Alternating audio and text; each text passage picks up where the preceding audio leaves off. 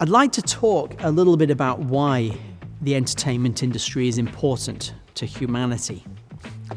See, those who work in the entertainment industry and those who want to work in the entertainment industry, you get a tough deal around your friends and family, because it can be a tough one trying to tell them that you want to work in the entertainment industry when there are kind of, sensible jobs to go and do. And, they have a point. However, there's often a misunderstanding that the entertainment industry is nothing more than just fun and that it has no meaningful purpose beyond that. So I need to explain why the entertainment industry is absolutely critical to humanity. In order to understand this, you need to understand something that Tony Robbins, one of probably the world's greatest life coaches, a number of years ago, he presented his theory of 6 human needs, and it has changed the way I have seen humanity, frankly, for that last 20 years. It has shone a light of understanding on everything that I've ever come across in terms of human relations, professional work, politics, everything, because it explains why we all do the things that we do. And for entertainers and people in the entertainment industry, it's really important to understand, because it explains what makes great entertainment, but it also explains why entertainment is important and why we consume it. Without going into all 6 human needs, let me tell you about the 4 core human needs that we have as human beings, and tell you how the entertainment industry can powerfully help to meet 4 of our core human needs in very safe ways. Because here's the problem. Our subconscious will relentlessly try and find ways to meet these needs. And if we're not in charge of our subconscious trying to meet these needs, our subconscious will do some very, very destructive things at times to meet these needs. And the entertainment industry allows us to meet these needs vicariously through other people, emotionally, without having to actually go through it ourselves. Let me explain. So, we have the need as human beings for certainty. Absolute guarantees. And I'm going to have to speed through this because otherwise I'm sorry to bucket through all of this, but we have the need for certainty. And for some people, economic certainty is more important than relationship certainty.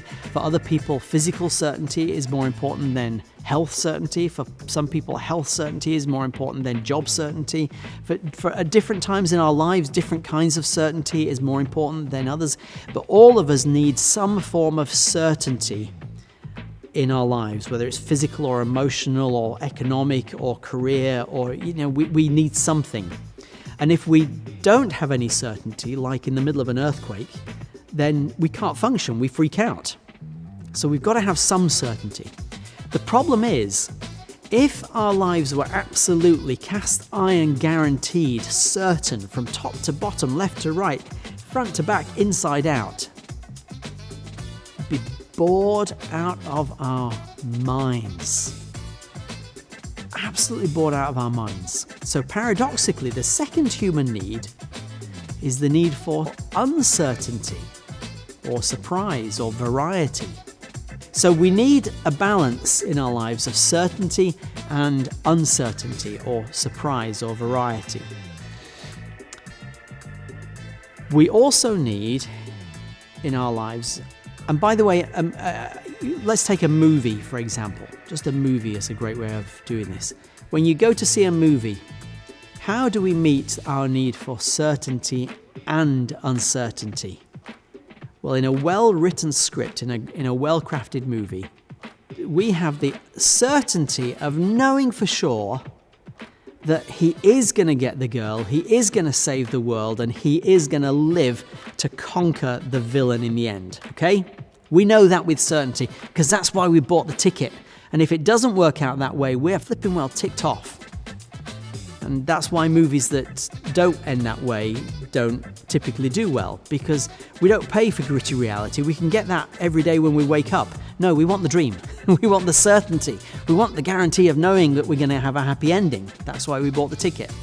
But a well-written script and a well-crafted movie throws us through so much uncertainty that we're on the edge of our seats throughout the movie. We cannot figure out how in the world he is going to save the world, save his own life, vanquish this villain and get the girl at the end.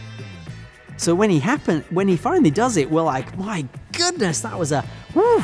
And we have just gone through an emotional ride where we as human beings for a couple of hours we have met that human need for a couple of hours of certainty and uncertainty in a completely safe way, in a way that is legal, is moral, that hasn't got us into trouble, that hasn't, it's only cost us the price of the ticket and whatever we didn't do, the homework that we didn't do. The other two core human needs that Tony Robbins talks about is the need to stand out from the crowd and the need to belong to a crowd. The need for significance and the need for love and connection.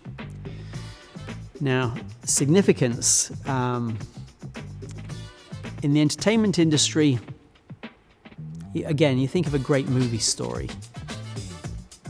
Luke Skywalker was a nobody who lived in the middle of nowhere, right? Except he wasn't. He was a Jedi Knight. And he turned out to be the son of... He was significant. He thought he was a nobody, but he turned out to be absolutely a somebody. And we got to live that journey with him as this nobody character discovered what a somebody he was, how significant he was, how important he was. We got to experience that significance vicariously through the movie.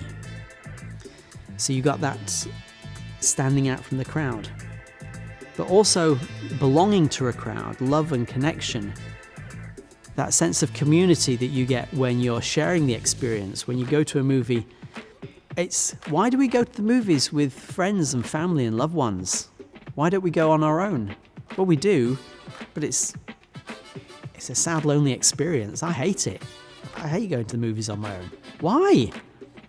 Because it's a shared experience. There's something about sharing that thing that brings us together.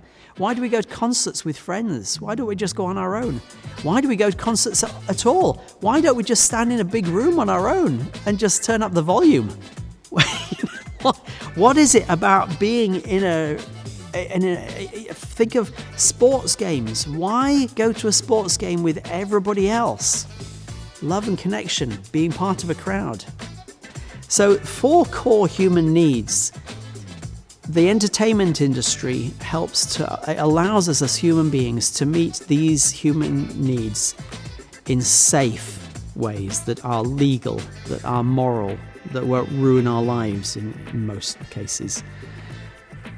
And they are needs. It's really important to understand that every human being on the planet has these needs. They're not just wants.